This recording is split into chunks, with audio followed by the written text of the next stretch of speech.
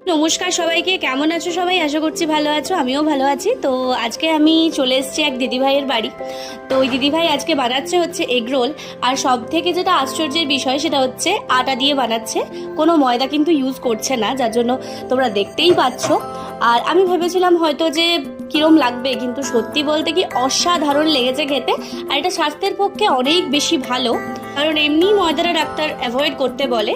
এরকমভাবে এগরোল যদি তোমরা বানিয়ে রাত্রে ডিনার করো, তাহলে কিন্তু তোমাদের এই যে সবজিও তোমাদের পেটে যাচ্ছে এবং তার সঙ্গে সঙ্গে ডিমও যাচ্ছে। আর এটা খেতেও বেশ টেস্টি। তো তোমরা দেখতেই পাচ্ছ এখানে সমস্ত কিছু দেওয়া হচ্ছে, শসা, গাজর, পেঁয়াজ, চাট মশলা, ব্ল্যাক সল্ট, তারপর তোমার একটুখানি পাতিলেবু। তো এই সমস্ত দিয়ে রোলটা হয়ে গেল। তো তারপর একটুখানি সস, আসল জিনিসটাই বলতে ভুলে গেছি, দেখো। তো তারপর এই যে তোমরা দেখতে পাচ্ছ রোলটা মুড়ে নেওয়া হচ্ছে। তো চলো আমিও খেয়ে নিই, তোমাদের সাথে দেখা হচ্ছে খুব তাড়াতাড়ি। টাটা, ভালো থেকো, সুস্থ থেকো।